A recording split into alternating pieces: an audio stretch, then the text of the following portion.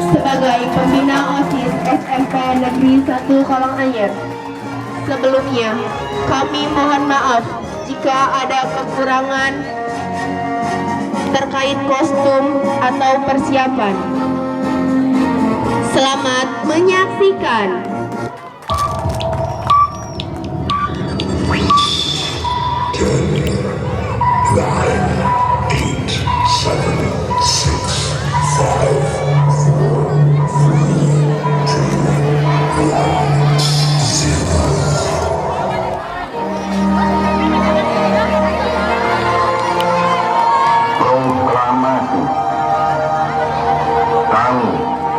Bangsa Indonesia dengan ini menyatakan kemerdekaan Indonesia. Hal-hal yang mengenai pemindahan kekuasaan dan lain-lain diselenggarakan dengan cara saksama dan dalam tempo yang sesingkat-singkatnya. Jakarta, 17 Agustus 1945, atas nama bangsa Indonesia, Soekarno-Hatta.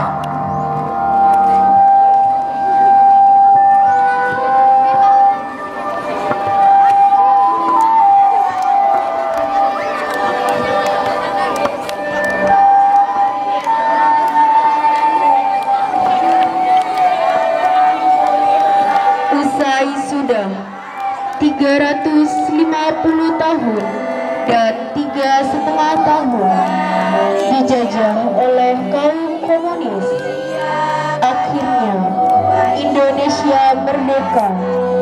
Kini harapan untuk hidup yang lebih baik dan berdiri di atas kaki sendiri terpancar di wajah mereka. Lihatlah, alangkah gembiranya mereka bekerja, beraktivitas, bermain, sambil bersenandung, mensyukuri rahmat Allah, Tuhan semesta alam. Ketika proklamasi kemerdekaan Republik Indonesia dikumandangkan pada 17 Agustus 1945, rakyat Indonesia merayakan dengan sukacita. Di Surabaya, menandai kemerdekaan itu, are-are Surabaya satu persatu menancapkan tiang, mengibarkan bendera merah putih di berbagai sudut kota. Pengibaran itu dilakukan secara sembunyi-sembunyi karena penjajah Jepang belum sama sekali hilang. Namun, setelah munculnya maklumat pemerintah pada tanggal 31 Agustus 1945 yang menetapkan mulai tanggal 1 September 1945 bendera nasional Sang Merah Putih dikibarkan terus di seluruh Indonesia. Gerakan pengibaran bendera makin meluas ke segenap pelosok kota, di berbagai tempat strategis dan tempat-tempat lainnya. Susul menyusul bendera dikibarkan.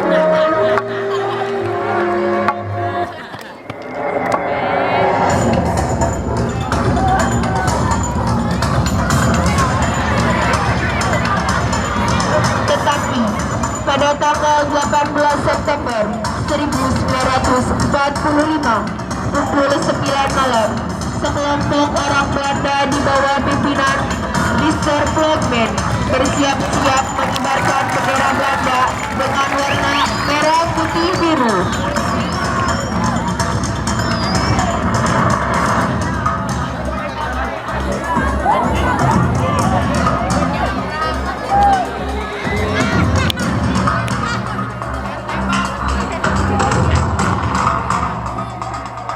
Aduh, sini tembak.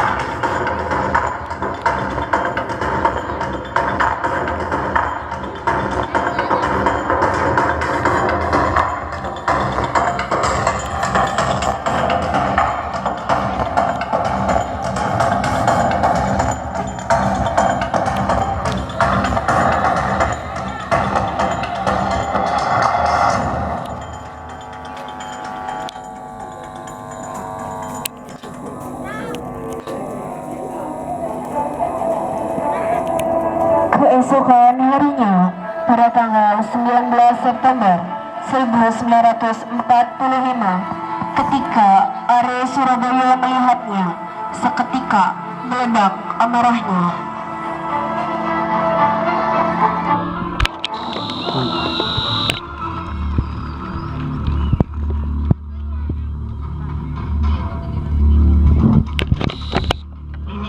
Bendera Belanda yang berkibar itu, mereka datang dengan maksud ingin menjajah kita lagi.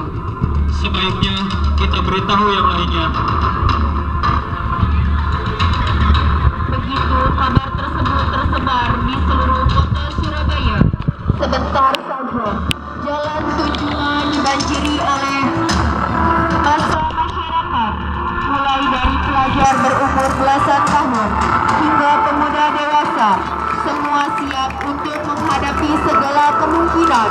Massa tersebut mengaliri hingga memadati hotel serta halaman gedung yang berdampingan, penuh massa dengan luapan amarah. Agak ke belakang hotel, beberapa tentara Jepang tampak berjaga-jaga. Untuk apa kau datang kemari lagi? Bukan urusan kalian. Kalau ingin menjajah, sebaiknya urungkan niatmu itu. Lalu, untuk apa kau pasang bendera itu? Atau kita robek? Kalian semua jangan macam-macam, atau aku bunuh kalian semua. Ayo company, jangankan tembakanmu itu, granat pun kutelan. Berani sekali kau bercakap seperti itu, bosan hidup kau. Kemudian, dengan gagah berani si pemuda itu berlari ke arah bendera Belanda untuk merobek dan menggantinya dengan bendera merah putih. Tetapi Berani sekali kau, tembak!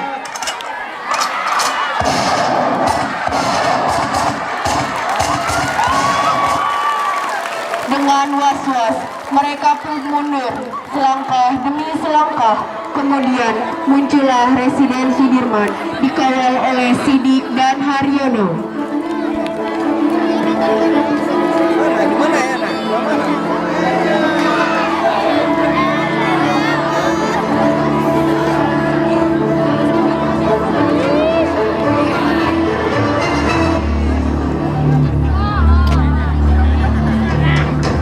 Anda tidak boleh masuk.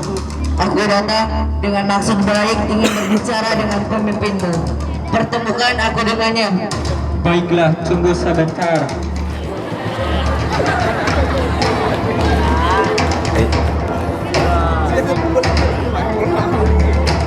Tuan, ada yang ingin menemui Anda. Siapa? Sudirman dan kawan-kawannya. Baiklah, izinkan mereka masuk.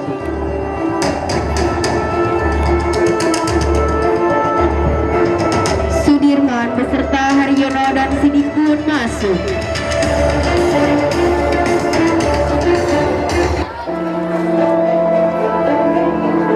Ada apa, Sudirman? Kau ingin menemuiku? Frogman, ku minta kau turunkan bendera Belanda itu. Iya benar, bendera itu tak dapat persetujuan oleh pemerintah Republik Indonesia daerah Surabaya. Terserah kami mau memasangnya atau tidak. Kami tidak perlu izin dari siapapun. Tentu saja perlu. Jika kau tak menurunkan bendera itu, kita para pemuda yang akan sendiri menurunkannya. Dan kalau bisa juga kita robek. Benar, cepat turunkan bendera itu, atau kita robek sekalian bendera Belanda itu. Apa kau bilang bendera bodoh? Justru sang saka merah putihmu yang terus bersibar itu bendera bodoh. Kau telah menghina kedaulatan bangsa Indonesia, dan kau juga melecehkan gerakan pengibaran bendera merah putih yang sekarang sedang berlangsung. Siapa yang kau anggap menghina dan melecehkan? Tentara sekutu telah menang perang, dan karena Belanda adalah anggota sekutu, maka sekarang pemerintah Belanda berhak menegakkan kembali pemerintah Hindia Belanda, Republik Indonesia. Itu tidak kami akui. Tentu saja kau para penjajah. lebih baik kalian semua keluar dan biarkan bendera itu tetap berkibar. Melihat gelagat tidak menguntungkan itu, pemuda Sidik dan Haryono yang mendampingi Sudirman mengambil langkah taktis. Sidik menendang revolver dari tangan flagman. Revolver itu terpental dan meletus tanpa mengenai siapapun. Jenderal Sudirman, mari kita keluar, keadaan mulai tidak terkendali.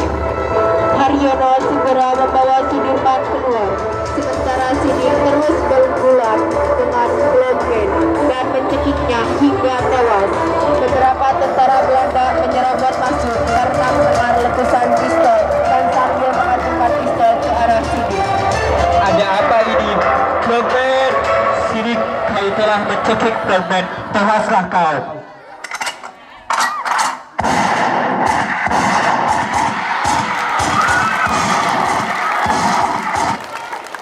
Lebih baik kita segera ke atas. Sudirman yang mulanya bersama Haryono terlibat dalam pemanjatan tiang bendera bersama Kusna Wibowo tinggal hotel. Para pemuda Surabaya yang mengetahui gagalnya perundingan tersebut langsung berdobrak masuk ke dalam Hotel Yamato. Saya melihat itu Residen Sudirman. Iya, itu Residen Sudirman dengan Haryono. Mereka akan menurunkan bendera kalian. Walau panas, merah putih harus tetap dikibarkan. Walau dingin sekalipun, merah putih tetap harus berkibar. Turunlah kau bendera bodoh. Allahu Akbar. Allahu Akbar. Allahu Akbar. Setelah peristiwa perobekan, keadaan di Surabaya makin hari makin membaik. Semua warga kembali melakukan aktivitasnya dengan sukacita, dengan hati gembira dan selalu bersyukur terhadap Tuhan Yang Maha Esa.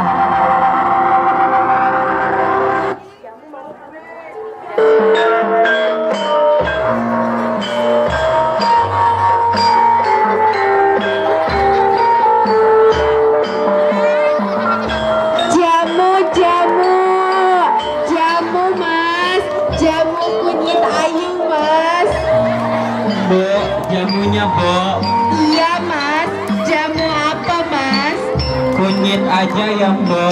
Iya kang mas, tunggu ya. Alhamdulillah ya Bo. Sekarang kita sudah terbebas dari penjajah. Kita, mereka bisa bermain, bekerja, dan lain-lain tanpa ada rasa takut. Iya kang, sekarang kita sudah merdeka. Akan tetapi tak lantas sekutu pergi begitu saja. Mereka berusaha untuk menguasai Surabaya. Tiba-tiba pemuda berlari ke arah masyarakat untuk memberitahu keberadaan sekutu yang akan kembali merebut kota Surabaya. Ayo, ayo kumpul, kumpul, kumpul. Ada apa ya Cap? Kayak dikejar setan begitu. Ayo cepetan kumpul, sekutu sudah berada di Hotel Yamato. Ayo cepetan kita ke Hotel Yamato, sekutu sudah ada di sana. Maju! Di samping itu, sekutu pun membuat strategi untuk melawan area Surabaya.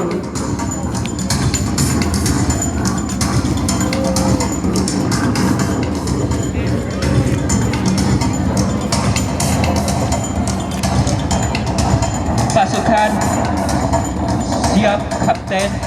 Bagaimana keadaan pasukan kita? Sudah siap apa belum untuk merebut kota Surabaya? Lapor Kapten, pasukan sudah siap. Kapten Smith, Yes sir. bagaimana pasukan kita untuk melawan Surabaya? Pasukan sudah siap Kapten, tinggal menunggu perintah. Baiklah, sekarang kita ke sana untuk menghadapi pribumi Surabaya. Sekutu pun berangkat menuju ke kediaman Gubernur Surabaya untuk memberi surat pesan dari Jenderal Malami.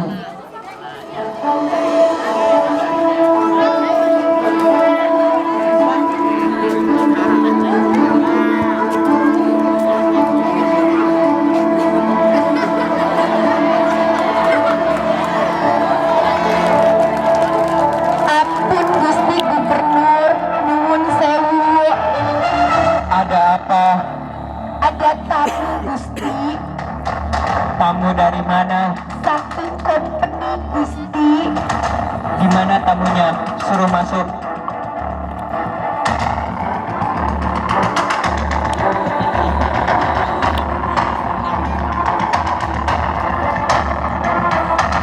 Good morning, Gubernur. Morning, what happened? Kebetulan kami kesini untuk mengantarkan surat dari Kapten Brigjen Malabi. Apa? Bagaimana Tuan Gubernur? Apakah Tuan mau bergabung dengan company? Tidak, sudi. Baiklah, nanti Gubernur akan tahu akibatnya.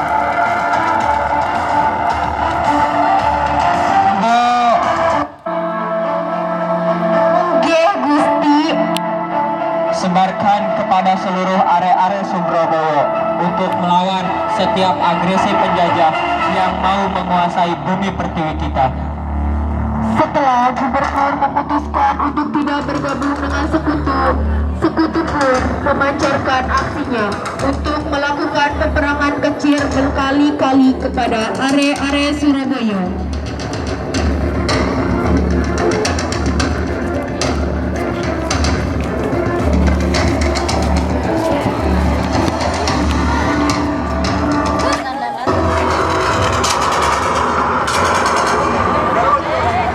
Akan tetapi, masyarakat Surabaya banyak yang terjatuh dan kalah melawan sekutu. Pada akhirnya, sekutu memutuskan melakukan perundingan mengenai gencatan senjata kepada masyarakat Surabaya. Mereka mengumpulkan beberapa masyarakat Surabaya, termasuk Sudirman dan Gubernur Surabaya.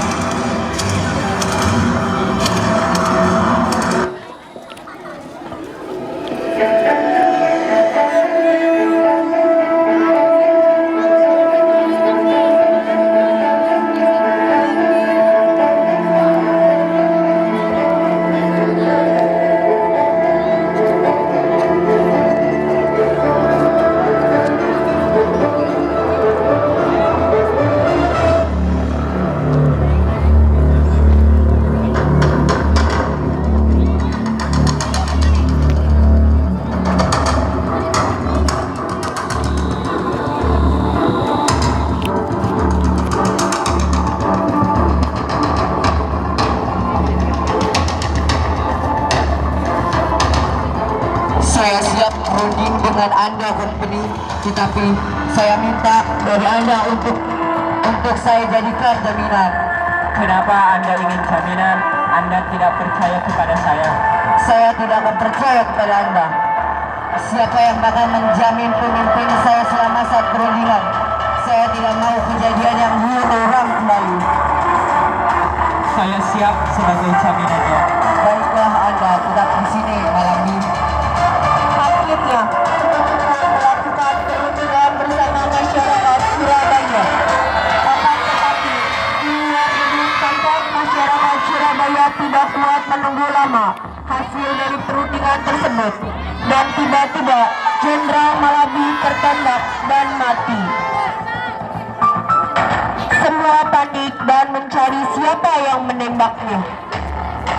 Lapor Kapten Jenderal Malabi sudah tewas terbunuh. Apa? Semua masyarakat berlari untuk menyelamatkan diri dari amarah sekutu. Setelah terbunuhnya Brigjen Jenderal Malabi, penggantinya Mayor Jenderal Robert Manchet tampak sangat marah. Beliau mengeluarkan ultimatum dan menyebarkannya yang menyebutkan bahwa semua pimpinan dan orang Surabaya yang bersenjata harus melapor dan meletakkan senjatanya di tempat yang ditentukan dan menyerahkan diri, mengibarkan bendera merah putih, mengibarkan bendera putih dan mengangkat tangan di atas. Batas ultimatum adalah jam 6 pagi pada 10 November 1945. Mendengar ultimatum yang diberikan pihak sekutu kepada area-area Surabaya, Bung Tomo marah besar. Akhirnya seluruh area-area Surabaya berkumpul. merupakan rakyat Surabaya. Pada masa itu, beberapa datang dari latar belakang agama seperti Ki Hajar Hashim Asy'ari, Ki Hajar Wahab Hasbullah, serta kiai-kiai pesantren lainnya, juga mengerahkan santri-santri mereka dan masyarakat sipil sebagai milisi perlawanan. Pada waktu itu, masyarakat tidak begitu patuh kepada pemerintah, tetapi mereka lebih patuh dan taat kepada para kiai atau ulama, sehingga perlawanan pihak Surabaya berlangsung alot dari hari ke hari hingga dari minggu ke minggu lainnya. Perlawanan rakyat yang pada awalnya dilakukan secara spontan dan tidak terkoordinasi, makin hari makin teratur. Pertempuran ini mencapai waktu sekitar 3 minggu. Bismillahirrahmanirrahim. Merdeka! Saudara-saudara, rakyat jelata di seluruh Indonesia, terutama saudara-saudara penduduk kota Surabaya, kita semuanya telah mengetahui bahwa hari ini tentara Inggris telah menyebarkan pamflet-pamflet yang memberikan suatu ancaman kepada kita semua. Kita diwajibkan untuk dalam waktu yang mereka tentukan menyerahkan senjata-senjata yang telah kita rebut dari tangannya tentara Jepang. Mereka telah minta supaya kita datang pada mereka itu dengan mengangkat tangan. Mereka telah minta supaya kita semua datang pada mereka itu dengan membawa bendera putih. Tanda bahwa kita menyerah kepada mereka. Saudara-saudara, di dalam pertempuran yang lampau, kita sekalian telah menunjukkan bahwa rakyat Indonesia di Surabaya, pemuda-pemuda yang berasal dari Maluku, pemuda-pemuda yang berasal dari Sulawesi, pemuda-pemuda yang berasal dari Pulau Bali, pemuda-pemuda yang berasal dari Kalimantan, pemuda-pemuda dari seluruh Sumatera, pemuda Aceh, pemuda Betawi, dan seluruh pemuda Indonesia yang ada di Surabaya ini, di dalam pasukan-pasukan mereka masing-masing, dengan pasukan-pasukan rakyat yang dibentuk di kampung-kampung, telah menunjukkan satu kekuatan sehingga mereka itu terjepit di mana-mana. Hanya karena taktik yang licik daripada mereka itu, saudara-saudara, dengan mendatangkan presiden dan pemimpin-pemimpin lainnya ke Surabaya ini, maka kita tunduk untuk memberhentikan pertempuran. Tetapi pada masa itu mereka telah memperkuat diri, dan setelah kuat, sekarang inilah keadaannya. Saudara-saudara, kita semuanya, kita bangsa Indonesia yang ada di Surabaya ini, akan menerima tantangan tentara Inggris itu. Dan kalau pimpinan tentara Inggris yang ada di Surabaya ingin mendengarkan jawaban rakyat Indonesia, ingin mendengarkan jawaban seluruh pemuda Indonesia yang ada di Surabaya ini, dengarkanlah ini tentara Inggris. Ini jawaban kita. Ini jawaban rakyat Surabaya. Ini Tepuk tangannya dong, tepuk tangannya. akan membawa bendera putih untuk takluk kepadamu. Oh, menyuruh kita mengangkat tangan datang kepadamu. Oh, menyuruh kita membawa senjata-senjata yang masih terbawa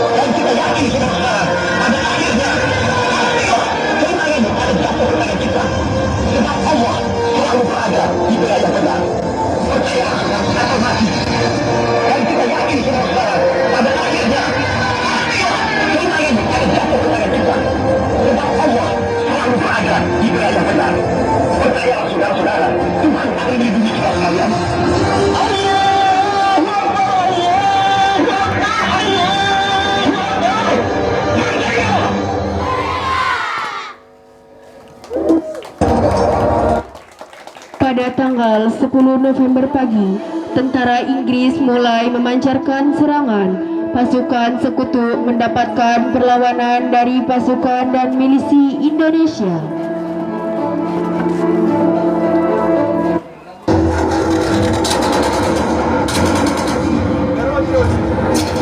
Ultimatum tersebut kemudian dianggap sebagai penghinaan bagi para pejuang dan rakyat yang telah membentuk badan-badan perjuangan atau milisi.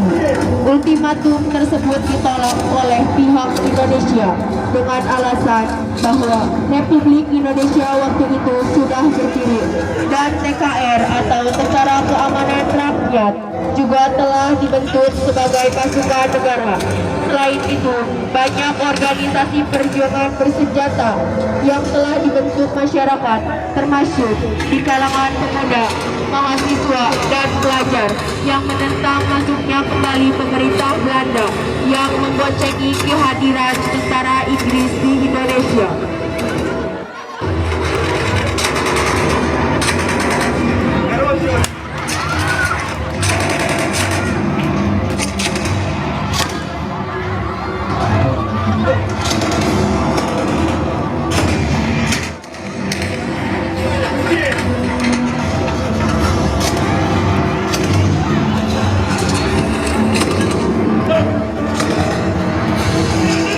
Tepuk tangannya dong.